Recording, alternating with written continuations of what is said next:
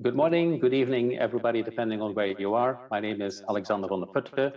I have the privilege to moderate this panel today on Is Corporate Governance 4.0 Emerging? We have a distinguished panel, and let me introduce them one by one. First of all, we have Professor Mervyn King, SC. He is currently the patron and founder of Good Governance Academy. He is probably best known for his work on King 1, 2, 3, and 4 corporate governance. He was also a former judge of the Supreme Council. And importantly, because it's something we're going to be discussing today, he is the chair emeritus of the International Integrated Reporting Council, the AIFC in London, and of the Global Reporting Initiative in Amsterdam. Welcome, Professor King. George Littlejohn, my esteemed friend, senior advisor, currently at the Chartered Institute for Securities and Investments. We know each other for about 8-9 years, I believe, and George also was the lead author on a chapter in our forthcoming book, and that's a chapter on the dynamics of reporting, a topic that we will indeed cover in this book. And then we have in this panel. Then we have Simon Osborne, former chief executive of the Chartered Governance Institute and currently a chartered governance consultant. I've worked very closely with Simon on developing the AIFC corporate governance principles, and we continue to work together. We're currently co-authoring a book together with Carl George on corporate governance 3.0. And that book is forthcoming in the next month and a half. And Professor King was so kind to write the foreword of our book. So let me immediately dive into the subject, and with the first question, which I will actually ask to all three panelists. In 1970, the economist Milton Friedman wrote in the New York Times that there is one and only one social responsibility for business, and that is to increase its profits. How did this statement shape corporate governance, especially in the Anglo-Saxon countries, and what are some of the unintentional consequences of this statement? Let me start with Professor King, and then Simon, and then George. Professor King, please. Thank you, Alexander. Well, first of all, with respect to the deceased, he was wrong. Professor Milton Friedman's dictate, unfortunately, was pervasive through the latter part of the 20th century, but before him, there were cases in the Supreme Courts in the United Kingdom, in the US, in South Africa, and around the world also, where courts came to the conclusion that directors should focus on increasing the wealth of shareholders instead of focusing on the long-term health of the company. The consequence of that thinking... Следствием такого мышления во время 20 века и в начале 21 века явилось то, что у нас Mervyn, may I kindly ask you to, because we're hearing Russian on the English channel, so please stop speaking Russian while we're listening to Professor King. Thank you. Okay, so we had a century, the 20th century was a century of unsustainable development. And we know this because at the end of the 20th century, 1997 to be exact, it was established empirically that in the main limited liability companies were using natural assets faster than nature was regenerating them, clearly not a sustainable matter.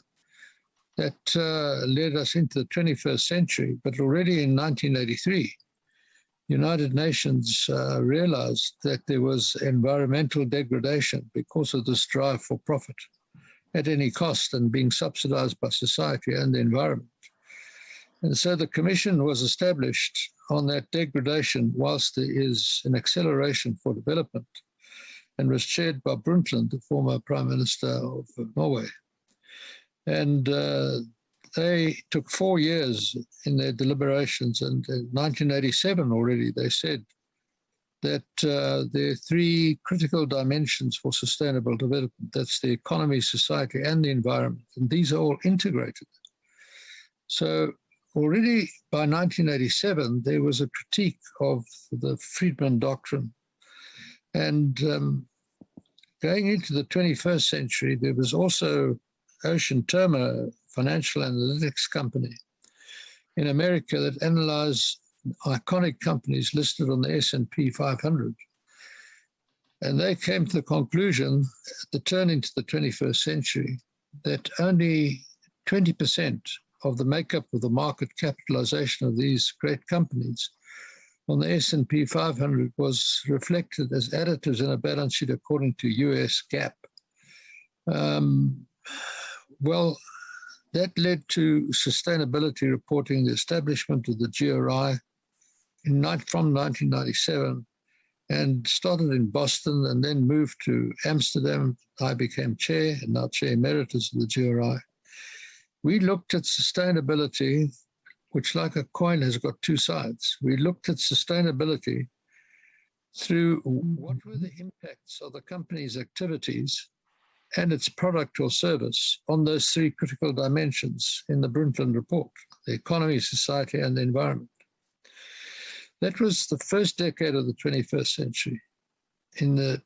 Leading into the second decade of the 21st century, we had economic, social, and environmental issues, which it was seen there was an impact of those three elements on the limited liability company in turn. So that led to this whole value creation process and the establishment of the International Integrated Reporting Council, of which I was a founder and chair. And what we said was companies are now reporting in two silos: financial report and a sustainability report, which was then guidelines, now standards. And they have to be connected or integrated. And IFAC, the International Federation of Accountants, agreed with that.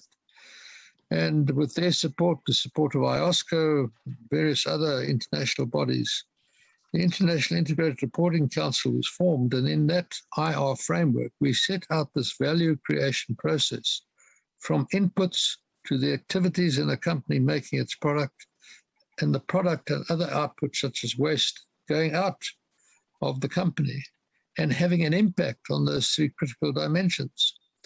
But those critical dimensions were having an impact on the limited liability company. We saw that through the collapse of Lehman Brothers, for example, the GFC economic. So that was affecting the financial condition of the company, its balance sheet. Then socially, we just have to look at the pandemic of 2020 and see how health and safety regulations and restrictions on trading impacted adversely on the limited liability company, its income statements and its cash flow. And then environmentally, I just have to mention climate change, and you'll see that the risk profile of a company changes and the cost of capital starts changing. So in a summary, sustainability was seen now through two lenses: the Brundtland lens, the impacts of its activities and product on those three dimensions. And then it was also seen those three dimensions were having an impact on the limited liability company.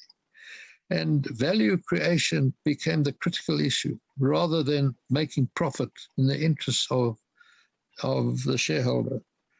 And in 2019, as you all know, the roundtable in America of the top 100 companies, 189 CEOs, notable companies in the US said, we must no longer focus on the primacy of the shareholder.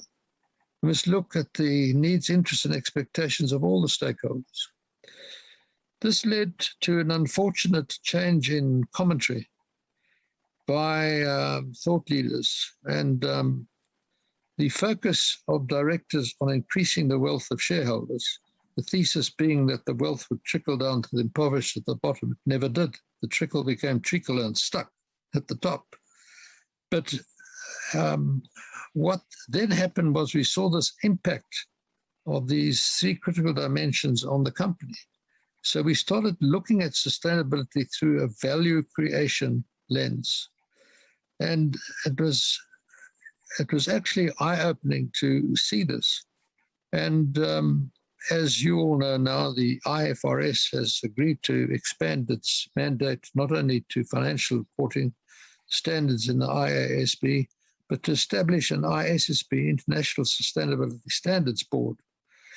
And as I'm speaking to you, there is an alignment or collaboration under SDG 17 between IOSCO, the European Commission, SEC, which is huge when you think about these three important international bodies, on trying to see if there can be some alignment. Now, the end game must be to try and get a globally accepted, comprehensive corporate reporting system, because we've had clutter and confusion in the ESG space with all these standard setters and framework providers who saw themselves as competitors, which really was outrageous because they were all dealing with public interest issues. But now we have this collaboration, which I think was driven by the collaboration of scientists during 2020 to find a vaccine for the pandemic. And so we saw this collaboration, the statement of the Group of Five, for example, and now collaboration between these three critical members of the IFRS Monitoring Board, which sits on top of the IFRS Board of Trustees, which has oversight over the IASB and will have oversight over the IASB sibling, the ISSB. And I think at best what we can hope for, because the EC has already spoken about its corporate sustainability reporting directives, which is a change of language already from non-financial reporting directives. And I think it's a tacit admission that the limited liability company is the critical instrument to look at when they're talking about sustainability issues. So I think what we're going to find is the ISSB will come out firstly dealing with climate change, as I said, but dealing urgently with the other sustainability issues. With the VE Value Reporting Foundation, of which I'm Chair Emeritus, where SASB and IRC merged, and working its task team, working with the IFRS task team, and collaborating with the SEC, the EC, and IOSCO, you will see, in my view, and I'm speculating, what IOSCO has said will be in the ISSB global baseline sustainability related disclosure standards. So as we have a conceptual framework in the IASB, so that the accountants present will know that if you have a transaction where there's no specific standard, you turn to the conceptual framework to guide you as to how to post this transaction.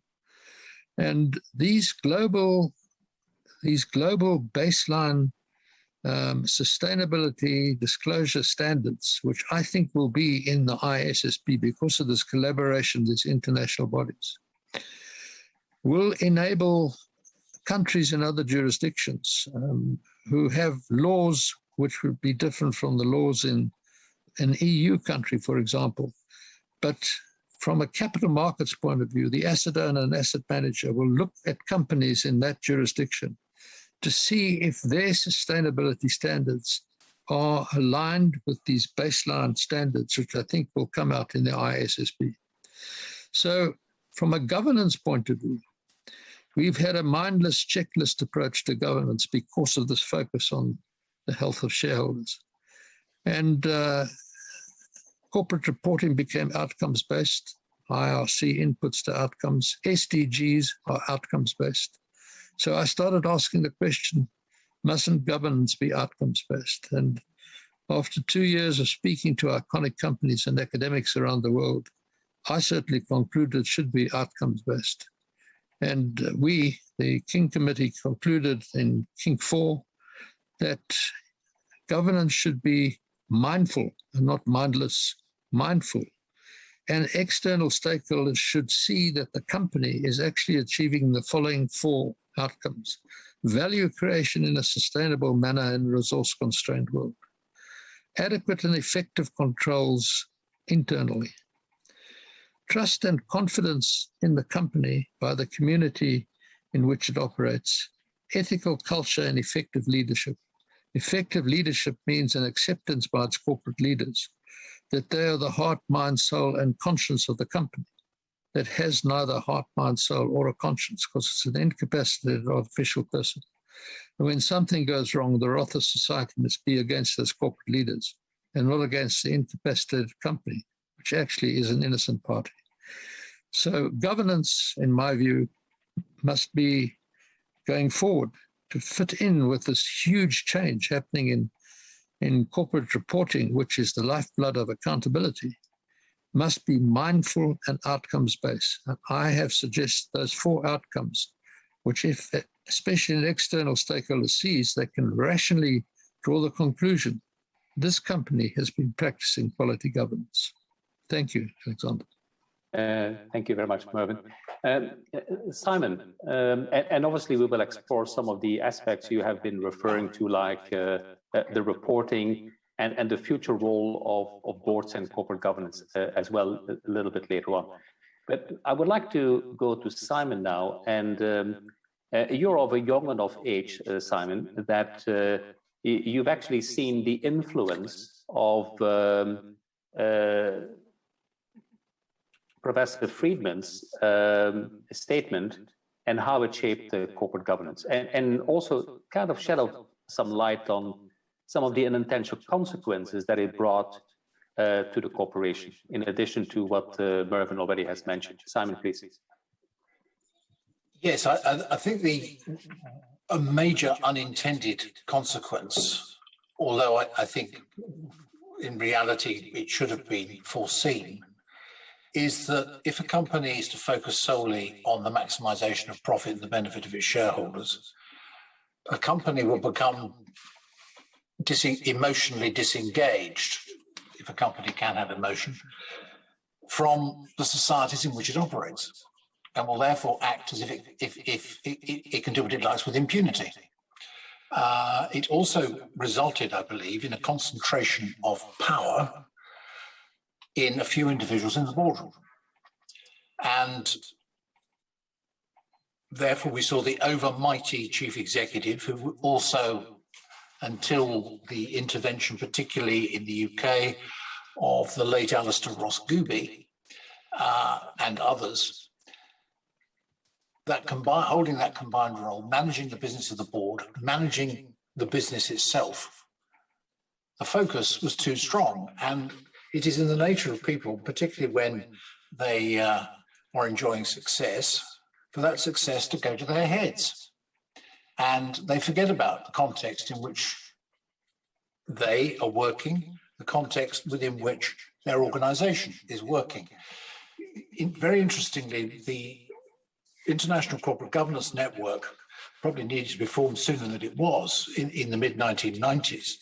But stung by some of the abuses that they were seeing both in the UK and in the United States, the ICGN made significant efforts to bring about improvements in the standards of governance and the standards of individual behaviour among directors. Now, not intended, not foreseen, but in reality, I believe they should have been by anyone with a basic understanding of human nature. And I believe that doctrine of shareholder primacy and blow anyone or anything else, because that is actually crudely, that is what it boils down to. I think those outcomes were inevitable. And the pushback against that has been, I think, necessary. And companies have had to learn humility, as obviously their boards. Well, thank you, Simon. Mervyn kind of brought a different perspective that actually it was foreseen. But why do you then think that boards and also regulators didn't really act upon it? Because I think the prevailing doctrine, the courts were not going to intervene in the business decisions of companies. Unless there was some egregious breach of a fiduciary duty, the courts don't get involved. As you know, there's been a recent study by Leeds University Law School and the University of Liverpool School of Management into this. The courts will intervene usually when cases of the tyranny of minorities or the alleged tyranny of minorities. But otherwise, I think the courts, boards have been able to get away with it. Quite remarkable that, all right, he's become a bit of a bogeyman, but Fred Goodwin, leading Royal Bank of Scotland, proposing that tie-up at the height of the market, and the shareholders went along with it. That's what's forgotten. Everyone's very keen to point the finger at poor old Fred Goodwin. Over 96% of the shareholders who voted on that resolution the acquisition of ABN AMRO were wildly in favour. And, I think aspects of the outcome, I don't think actually there's a lot of difference actually between Mervyn and me. I'm concerned more with the sort of human behaviours. And I think that is the aspect that should have been foreseen. And I don't think was, and if it was, why didn't, I end with a question. Why was intervention not made sooner? Well, and I think that is something that will keep us debating long after this panel has finished. Why was it not foreseen, and why did different actors did not act earlier? Yeah. George, anything to add to this particular question? I find Simon's comments on human nature intriguing, particularly given Professor King's earlier comments with great deference, as Professor King had to the great Milton Friedman. When the name Friedman comes up, I tend to respond. Alexander, you've spoken to your question about his impact on the Anglo-Saxon word. I try to use two very basic Anglo-Saxon words in relation to Milton Friedman, which are Adam Smith. Now, very briefly, I think there are some issues here about the way economists, which I studied a long time ago, and accountants, which I am now, speak about profits in companies, governance of companies, and so on. They tend to use the same words at times, but meaning different things. Now, Smith would appear to be in the same camp as Friedman. His Wealth of Nations, published 230 years ago, appeared to say that man is only self-interested, contradicting what Simon Osborne said. But of course, Smith's self-interest was balanced by enlightenment. Now, 20 years or nearly 20 years before that, we know that Smith published his great book when he was teaching at Glasgow University on the moral responsibilities of man, which started with the great words, which I still remember from then, the very first paragraph, first sentence: how selfish soever man may be supposed, there are evidently some principles in his nature which interest him in the fortunes of others and render their happiness necessary to him, though he derives nothing from it except the pleasure of seeing it. So that rather reflects Simon's viewpoint that human nature is quite different from the profit-grasping mentality which Milton Friedman would have espoused. I do think there are some big language issues, and we'll come back to that later, about the way economists and accountants, my lot, have treated these themes over the years. There are certainly too many words. We will return to that. But I do think a balance between the human nature aspects of what Smith was addressing in his earlier book on morality should be affecting governance and are now, but with the proviso that we must make sure we use the right words. That's probably enough on this point on Friedman. I think we've given the great man perhaps enough time here. More than enough time indeed. So but that brings us actually to the next question, which is about sustainable or stakeholder capitalism. It's increasingly coming to the fore. Professor King, why is it happening now?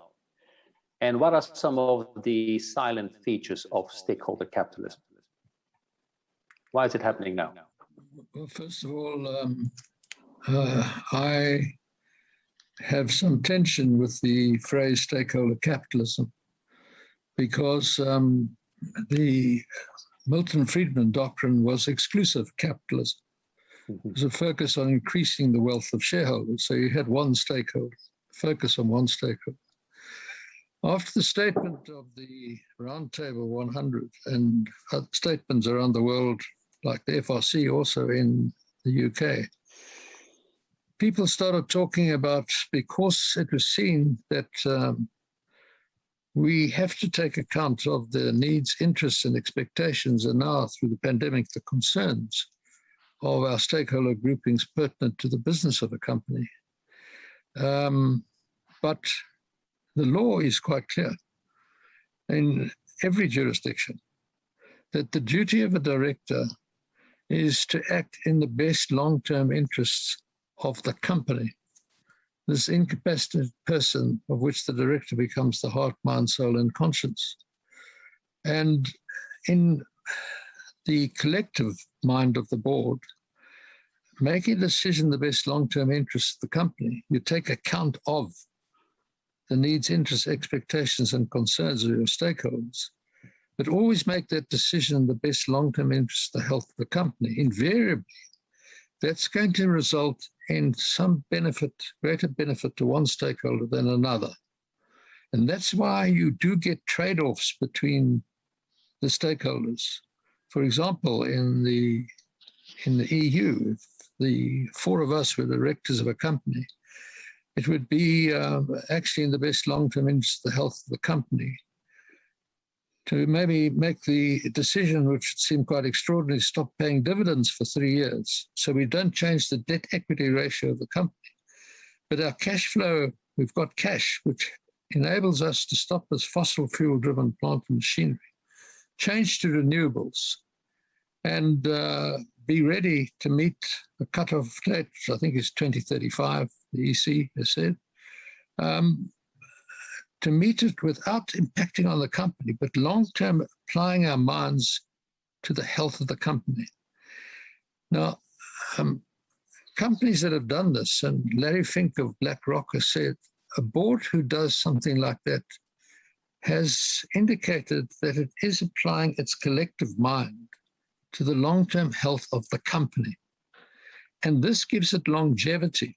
And I can, in the interests of my beneficiaries, invest the $8.3 trillion I've got at my disposal in the equity of that company, rather than a company that's plodding on and continuing to pay its dividends, for example. So in the case of some of those companies, the share prices have actually gone up on the CAC and Frankfurt, etc. So you will get that trade-off between the various stakeholders from time to time. Stakeholder capitalism is an indication, and I've heard commentators say this, that boards must act in the interests of all the stakeholders. Well, all I can tell you, Alexander and George and Simon, if the four of us are directors and we make decisions to meet the interests and expectations of all the stakeholders, the company is going to go bankrupt. That's it. So stakeholder capitalism for me is an unfortunate term, and rather that should be inclusive capitalism.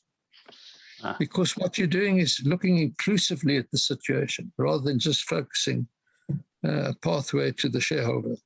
So I would prefer exclusive capitalism describing this Friedman doctrine, which was a focus on one stakeholder, and inclusive capitalism, where you take account of the needs, interests, and expectations, and you have to understand them, what they are, as a board, individually and as a collective mind, in making business judgment calls, but always in the best long-term interests of the company. And it would be extremely unfortunate. So the era of corporate leaders during the 20th century was to make decisions in the best interest of the shareholder. It would be extremely unfortunate. And if directors started making decisions in the best interest of all the stakeholders, in fact, they would go insane because you try and reconcile all those interests. It's not feasible. So the phrase stakeholder capitalism, I'm fearful of it. And I think it should rather be inclusive capitalism or responsible capitalism, but not stakeholder capitalism, because it drives that thinking that you've got to look at the interests and meet those interests, which I don't think is possible. This is extremely helpful, and thank you for that. And I will actually, in the draft chapter that I shared with you, I will make those changes. And if you allow me, I will actually reference our current conversation that we're having. Thank you very much, Professor King. But you see, I teach corporate governance as well. And I very often ask the following question: to whom is the board accountable? And in 90% of the cases, I get the answer, the shareholders, as opposed to the company. So why is that still so much ingrained in otherwise remarkable people? Why is that still the case, you think? Well, it's in the minds of people, in the highways of their minds, and I hope it goes into the byways of their minds now. It is because if you go back in history, the last half of the 19th century, the famous Ford Motor Company case, where the Ford Motor Company had made $65 million profit in 1919. And the Dodge brothers, who were then a minority shareholder and later became a competitor, when Henry Ford announced the decision of his board to increase the wages of employees, to work longer hours to meet the demand for his Model T Ford, and to improve the plant and machinery, which was on a single line with a constant flow of energy, namely electricity. The Dodge brothers said, no, you cannot do that. The majority of this profit has to be for the owners of the company. We are the owners, the shareholders. And you should declare a special dividend to the shareholders. Henry Ford disagreed, and I always said he was the pioneer for inclusive capitalism without realizing it. But they went to court, the Dodge brothers, and the Supreme Court in Michigan said, absolutely right. The shareholders are the primary stakeholders, and they are the owners of the company. And the majority of that money must be declared as a special dividend, which it was. And so that had a huge impact, those kind of judgments, right through the 20th century. And then on top of that came the Milton Friedman doctrine in the 1970s. So absolutely, this question of ownership, Professor Stout, unfortunately deceased last year from Cornell University, and Professor Payne from Harvard, and Professor Payne wrote a fantastic article in the Harvard Business Review about 3 years ago saying the error of corporate leaders in the 20th century was to focus on the shareholder, increasing the wealth of the shareholder, instead of focusing on that wealth, the health of this incapacitated person in the company. So wealth and health became like a mantra. And but this question of shareholders being an owner, I'll show you in 2 minutes why shareholders are not owners of the company. A shareholder cannot remove a pencil from the company. It's a theft. The shareholder, when we still had cash registers, couldn't put their fingers in it, take out a 5-penny coin. It would be a theft. And the shareholder has no duty or responsibility to the company, none whatsoever. The concomitant of that limited liability is when the company is wound up or goes into liquidation or there's some other corporate failure, they're at the back of the queue. First of all, they are the creditors, the service providers, and everybody. But for the ranking, they're at the back of the queue for a residual value, if there is any. And usually on liquidation, there's nothing for the shareholder.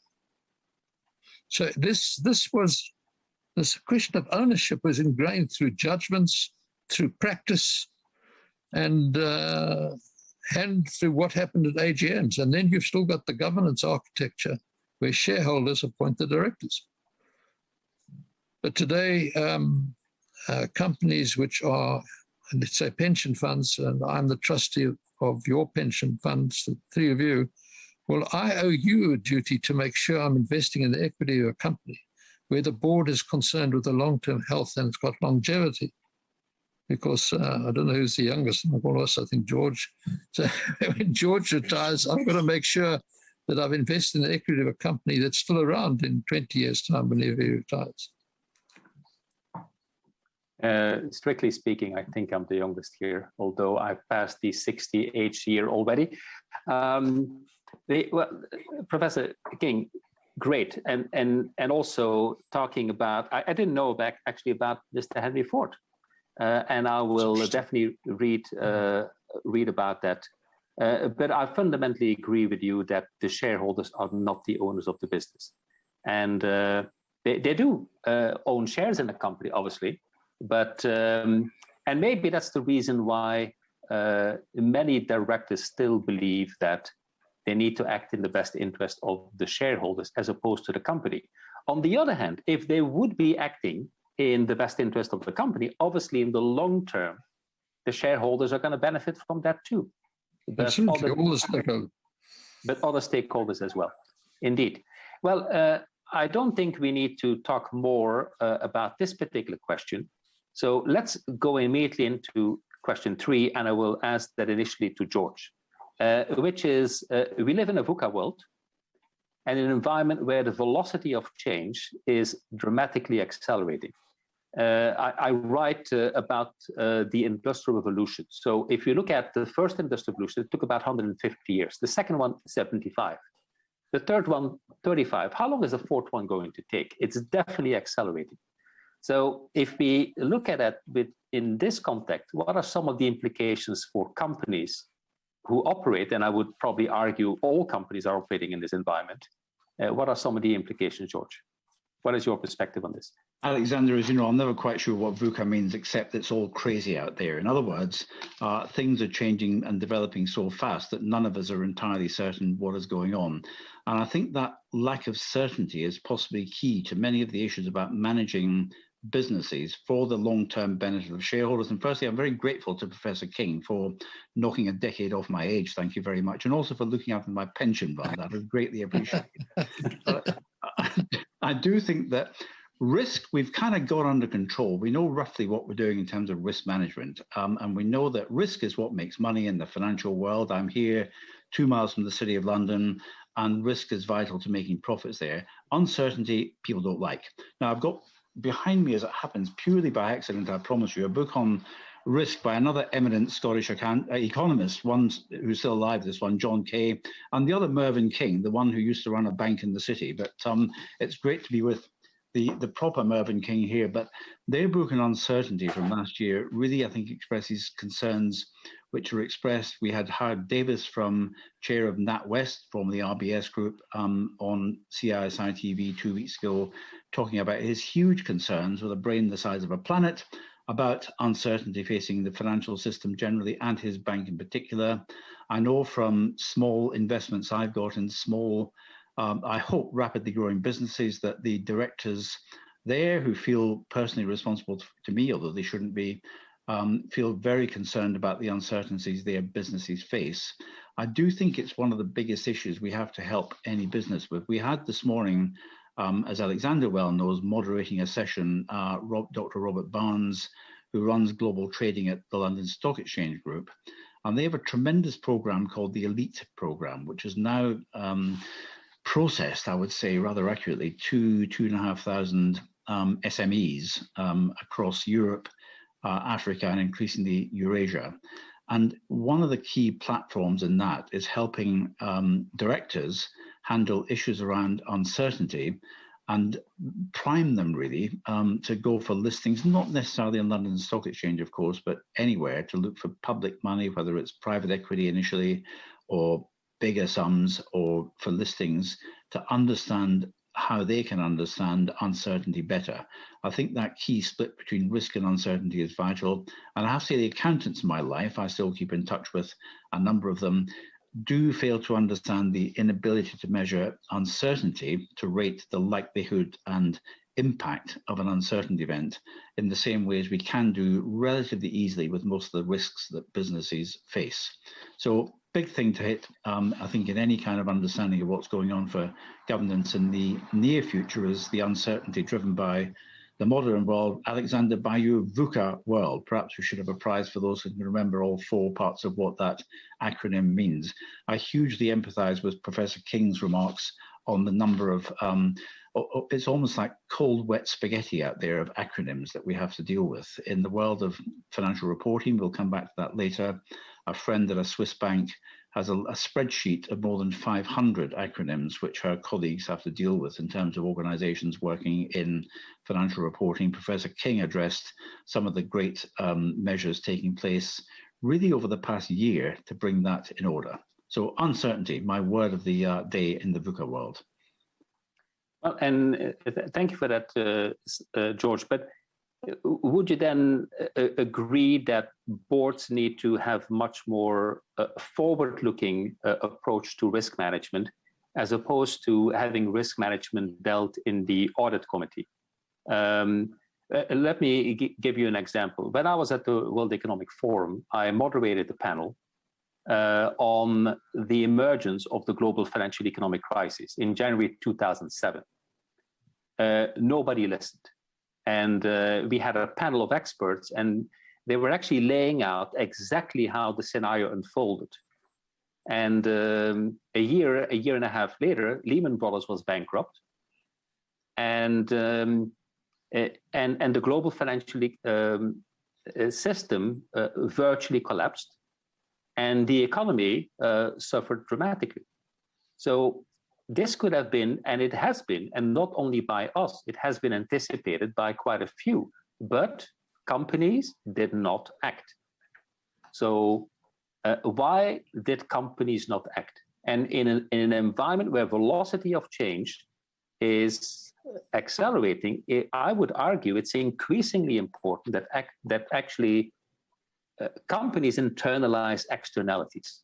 Global climate change is one of them. The rising cost of cybersecurity, growing inequality. Why are they not being internalized, and why do we don't see that reflected in company strategies? Very briefly, Alexander, two thoughts on that. I'm conscious of time here, but I think that diversity of thought is vitally important in boards. And as you know, I'm chairman of the audit committee and vice chair of a theatre college, a conservatoire put poshly in London.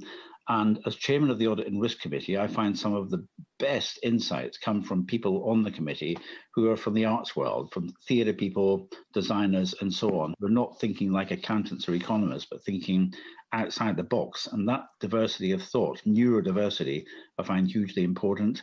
I think that we are really going to have to change the way that we approach board recruitment, and not just in terms of employing people of different genders and different colours, but consider the fact that some of our best and brightest ideas and concerns about risk come from way outside the normal run of management. Baillie Gifford, one of the very best fund managers certainly in Britain, probably in the world, makes a very conscious point of hiring young people from all disciplines, in fact, that restricts the number of economists and financial people and indeed mathematicians it hires. It's looking for anthropologists and historians and linguists and so on. So that diversity, I think, is vital. And we will touch upon that even more later on. Now, I'm conscious of time, but I've just been informed that this is the last panel of today. Do our panelists have another 20 minutes to bear with us? Yeah. Thank you.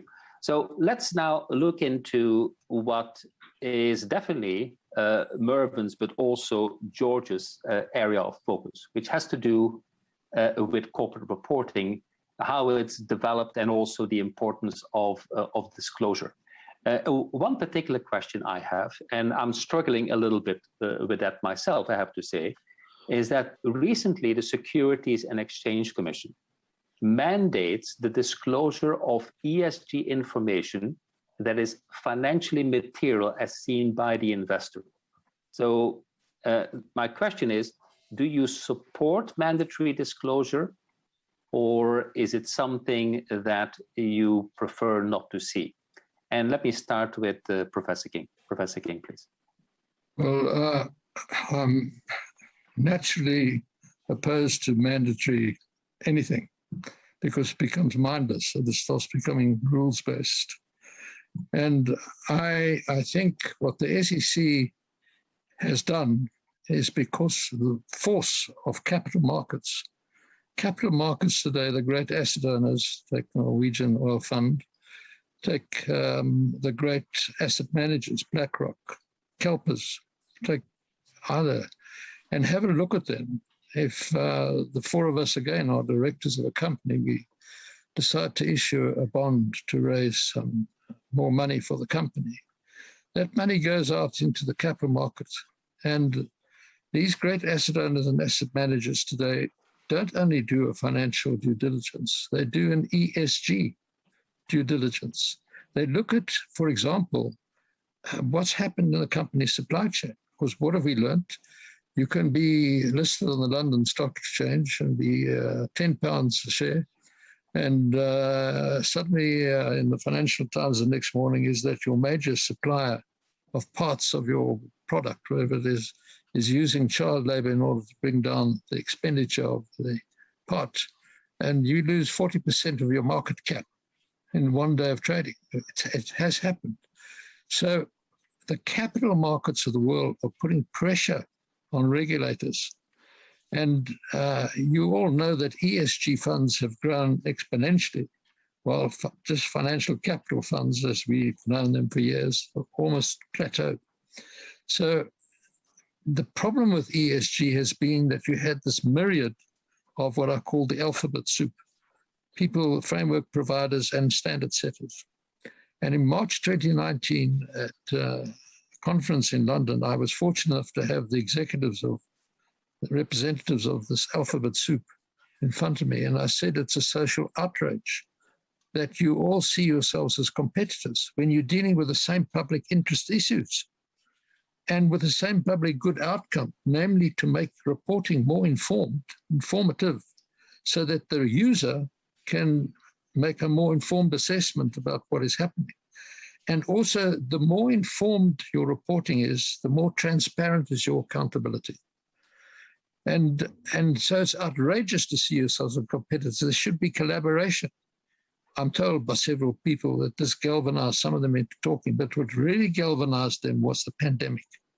When they saw how scientists collaborated, and SDG 17, I said a few days ago on a webinar that the United Nations should meet again, and the 190 countries that agreed to the SDG should make SDG 17 SDG 1, collaboration. Because without collaboration, you're not going to get that. Then for George, my accountant colleague here, in 2016, I wrote my book, Chief Value Officer, and the subtitle was Accountants Can Save the Planet. And there was huge discussion about this. And IFAC eventually agreed with me, saying Professor King is correct. The accountant of today doesn't sit in his or her corner office and just draft an AFS for consideration, meeting the IFRS standards, let's say it's in the UK, for consideration by the audit committee. No, he looks at this whole value creation process. So it's a change of mindset. And I've seen in C-suites, I've been in C-suites as an advisor, and I've seen who is the true change maker to change that mindset away from shareholder primacy and making profit, even though it's being subsidized by society and environment. It's the accountant, because he or she's got this understanding. And so I'm proud today that at my university, I've started an accreditation and higher diploma course for accountants, learning about integrated thinking, integrated reporting, and value creation. And our Department of Higher Education has granted the higher diploma in integrated thinking and value creation. And Audencia in Paris has just launched, and I'm going to be one of the lecturers in France, has just launched their CVO MBA. And there are two universities in London that are thinking about doing exactly the same. So an accountant today doesn't do his or her job just sitting and drafting the AFS for the management and for the audit committee to consider. He or she looks at the board on an integrated basis. This collective mind looks at this value creation process from inputs to impacts on those three critical dimensions and the outcomes. So there should be an agenda item at each board meeting, inputs to outcomes. There should be another agenda item, supply chain. Another agenda item is stakeholder relationships. And then an agenda item, risks and opportunities of climate change. Now, these mustn't be encapsulated and not prioritized. What's happening, these things should be like golden threads running through the thinking of the collective mind of the board in making a business judgment call, because they're critical issues today in the changed world in which we sit in. The world is not what it used to be, Alexander. Thank you, Mervyn. And I reluctantly agree with you. There's only one reason why I reluctantly agree with you, and that's because George is an accountant. But that's the only reason why I reluctantly agree with you. I read your book, and is a marvelous book. I will ask you later on to come back to your 4 aspects that should be on the agenda of any board, because that's obviously very important about how we can actually shape inclusive capitalism. George, you're the lead author on a chapter on the future of corporate reporting. So anything you would like to add to what Mervyn has just mentioned? Well, of course, Alexander, no reasonable person can doubt the title of Professor King's book, Accountants Will Save the World. But one person whom sadly we buried yesterday, and this is very sad, Sir Roger Gifford, former Lord Mayor, banker, tremendous man, the great advocate of green finance in the city for a number of years. We did an event with him just around the time Professor King's book was published, which was a debate at Edinburgh University that bankers would save the world. And I just I disagreed quietly from the audience, and a few actuaries disagreed, and treasurers. And not as a result of that, I can't say that, but Sir Roger muscled 12 professional bodies in Britain, accountants, actuaries, CFA, us, treasurers, and so on, into forming a green finance education charter to force us to speak to each other. Now, we thought this wouldn't work because we don't speak to actuaries and we don't speak to treasurers. But we started doing that, and it's proven very, very helpful indeed to understand that the way we all measure things can be rather different. But if we do understand what is going on out there and we try to explain to each other, then we can help, as Professor King's book chapter says, save the world.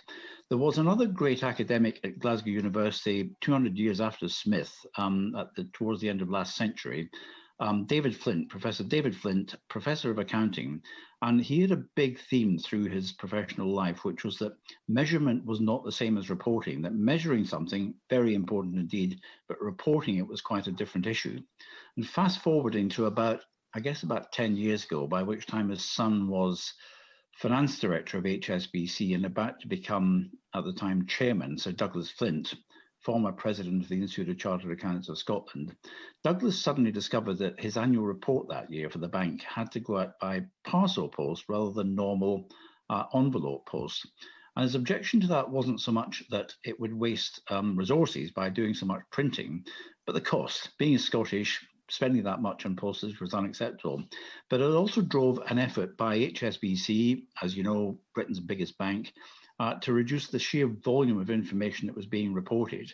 And while there are so many different, the alphabet soup, the cold, wet spaghetti of the organization producing mandates, with which I agree with Professor King, mandates are not really appropriate here, except for some very basic reporting matters. I think we have enough mandates out there, but there is no accurate way of measuring much of what we're trying to measure here. Banks in most of the developed world are right in the middle just now, stress tests of how they will handle climate risk and different climate scenarios. And the sort of data they're being asked to produce for central banks is in some cases impossible to produce. Asking banks to predict what individual borrowers will be doing with their money in which geographies and in 20 years' time is almost impossible, but they have to do it. So I think we need to split that issue of measurement from the issue of reporting, and, if you like, address the Flint families, the Flintstones plan of cutting down the volume of reporting and make it much more usable so that accountants and bankers can indeed save the world. And of course, governance professionals and secretaries like Simon and his former colleagues. And distinguished academics in the world of I'm an apostate lawyer, but of course, I lay a lot of the blame for poor corporate reporting at the feet of the legal profession, certainly in the UK, where defensive boilerplate drafting has been the curse of reporting. I also think that piecemeal requirements to report have also had the effect of adding to, and I can remember that particular annual report from HSBC. It was an appalling document, just the sheer weight of it. It was a doorstop. And how many people actually spent time ploughing through the contents, I don't know. But, I think it was largely done to tick a box. The compliance focus was appalling. Yes, and certainly since then, HSBC, in common with many other institutions, has cut things down because an awful lot of material still is being put into reports and accounts, which is there just because it's always been there.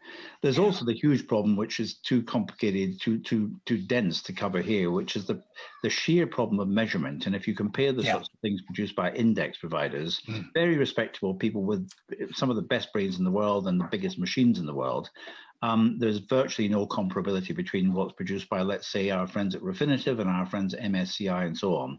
So to judge, to base reports to shareholders or any stakeholders on information which is dodgy in the first place is completely misleading.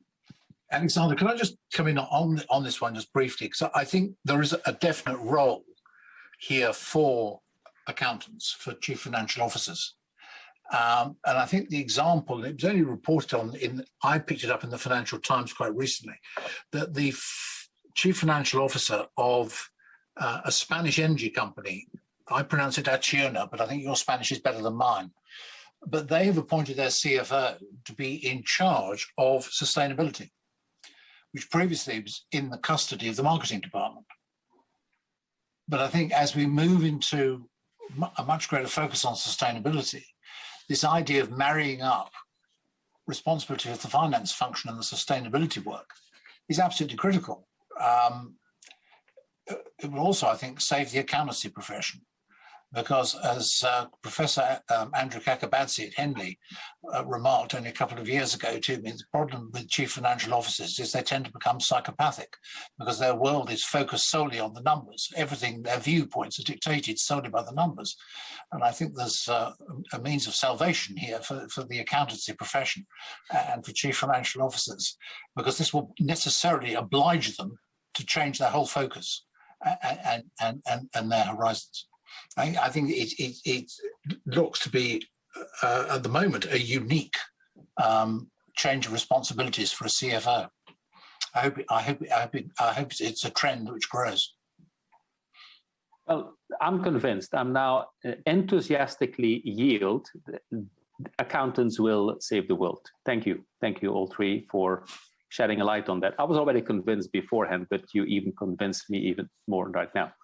The next question, I will ask that question to George first, because he already started talking about certain aspects that I believe will help address this.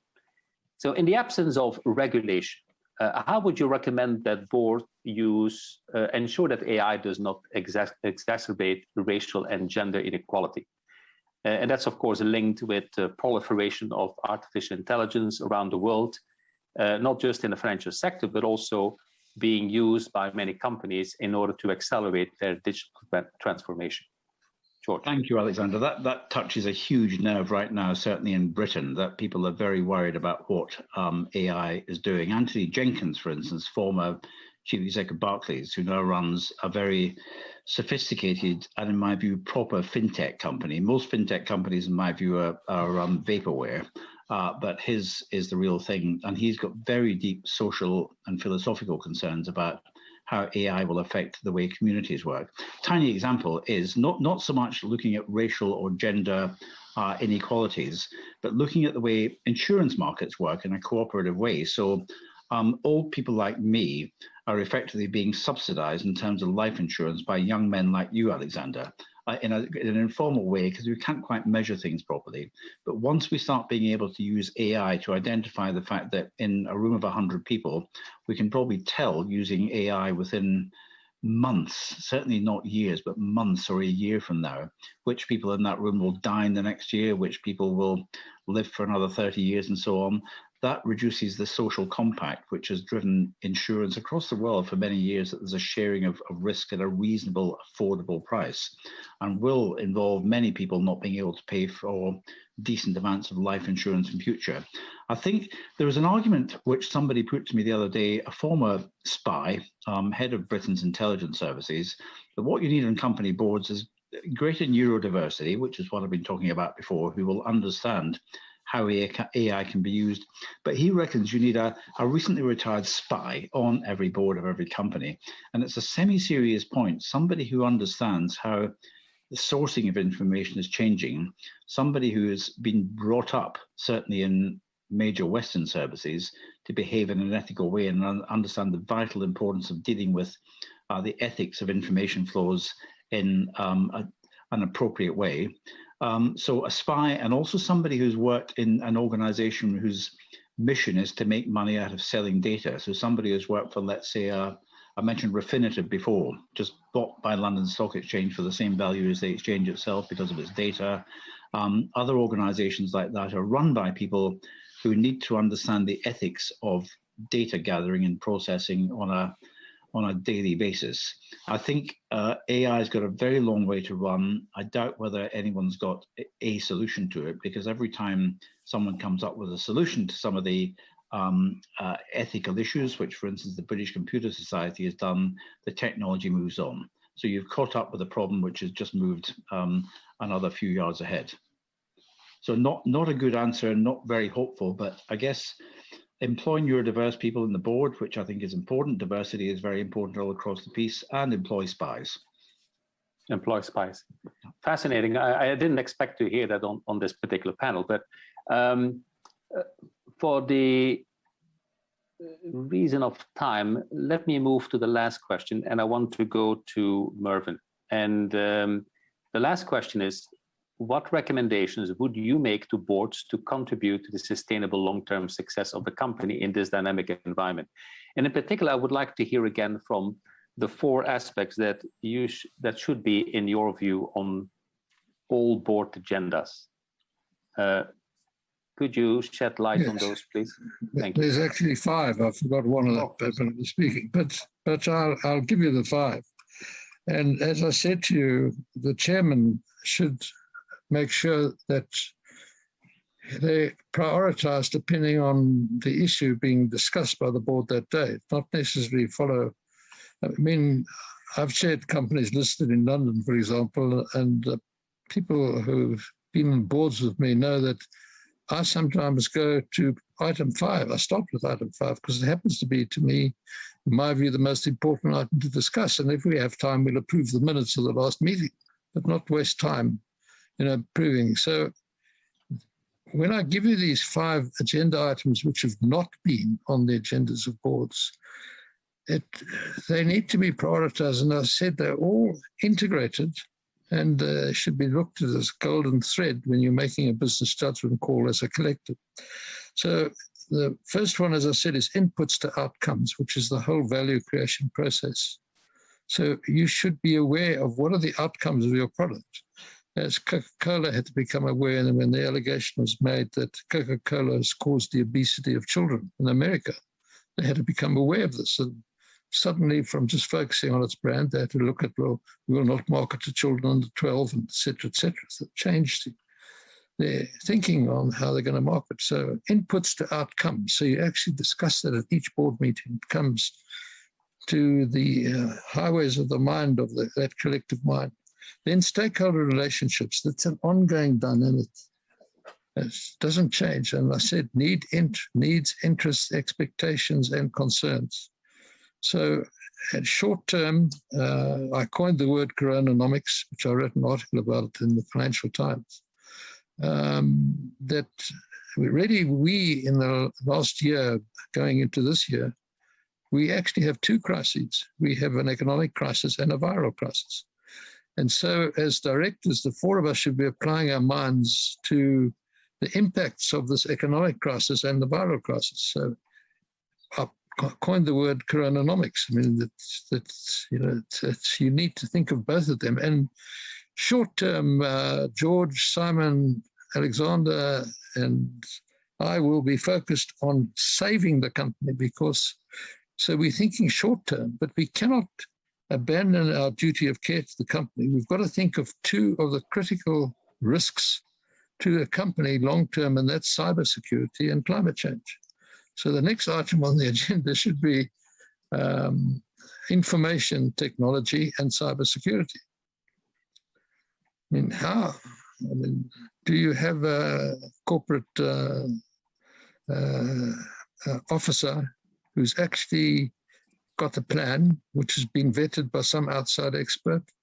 Is all the directors and the senior management aware of the plan. So you've got to be aware of that, because information now, if you let it escape from your company, as you know, it can be a criminal offence in most countries.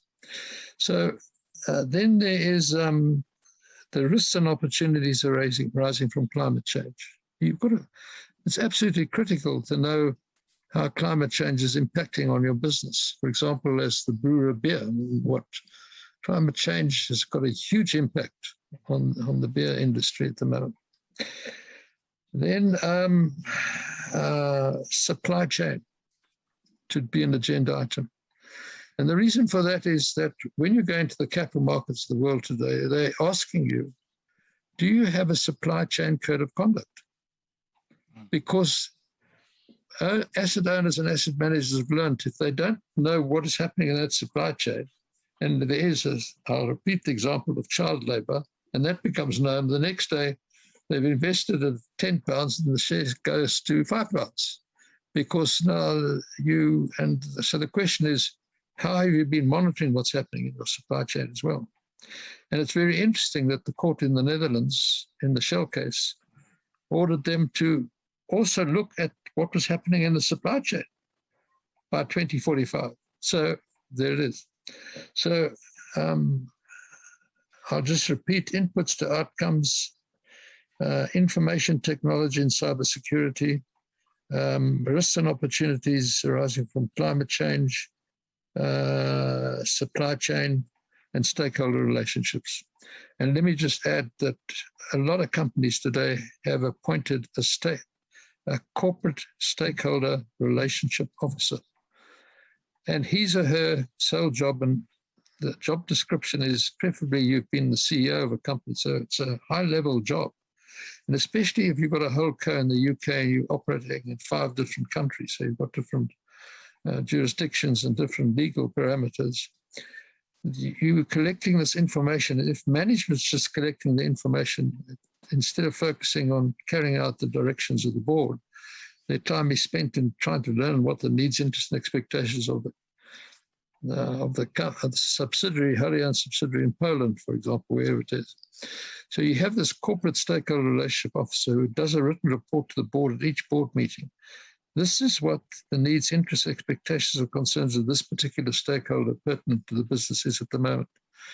And the board discusses that, but discusses it not, as I said, encapsulated as if it's an agenda item like approving the minutes. It's something that has to go through that thinking of coming to a business judgment call in the best long-term interests of the health of the company.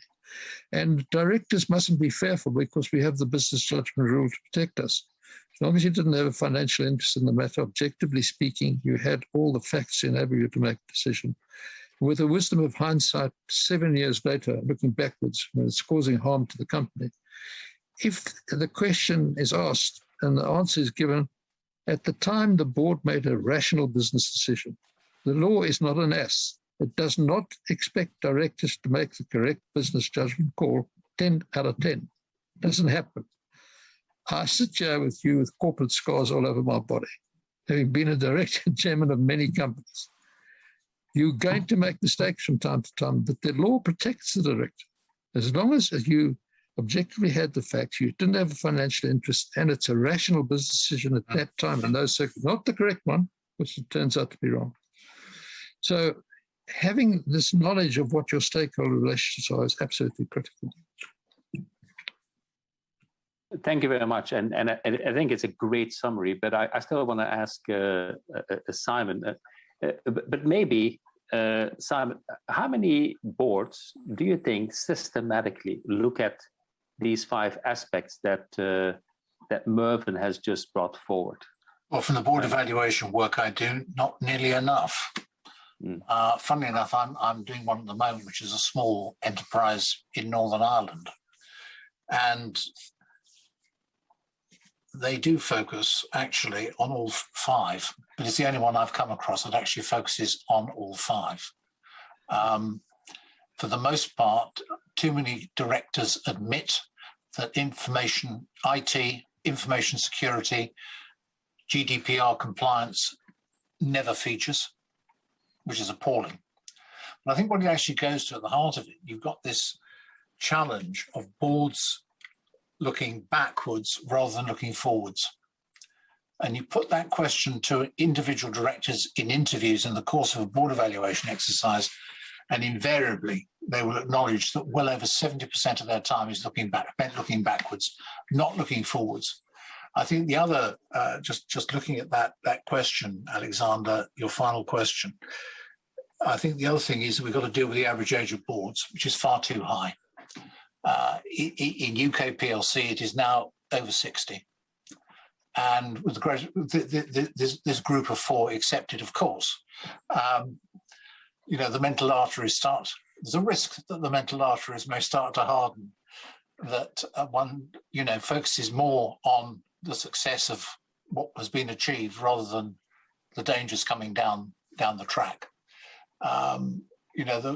Perhaps a slightly extreme example, Manchester City Football Club identified their 21-year-old star player, Phil Foden, when he was 4 years of age.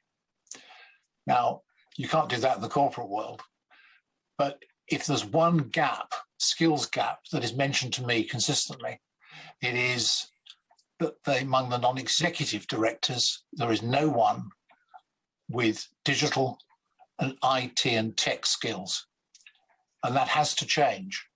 And this is where we have to have much more confidence in the younger millennials and the older Generation Z cohort.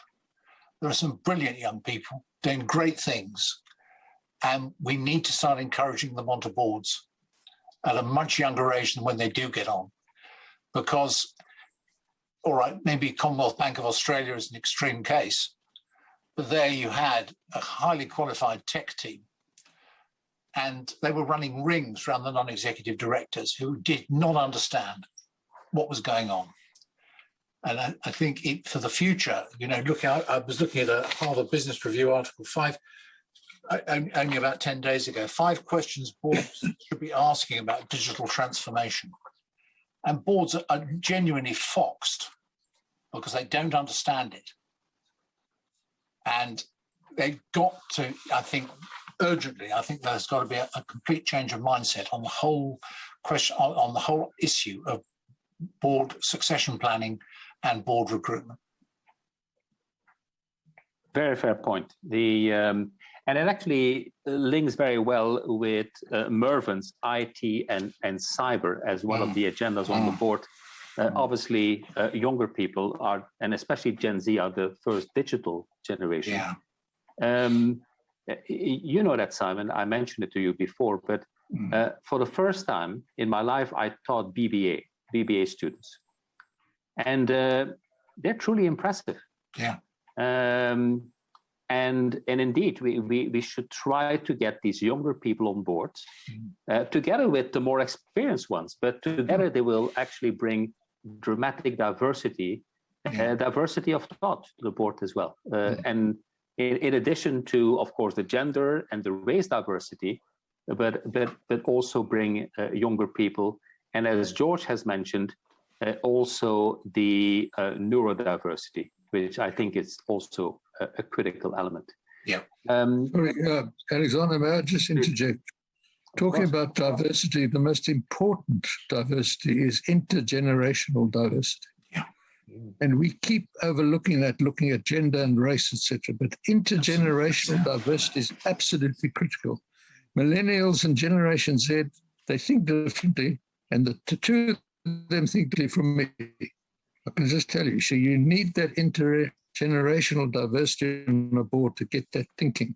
Yeah. And there's many times when I've had light bulb experiences talking to members of the Generation Z. So you need them on your board.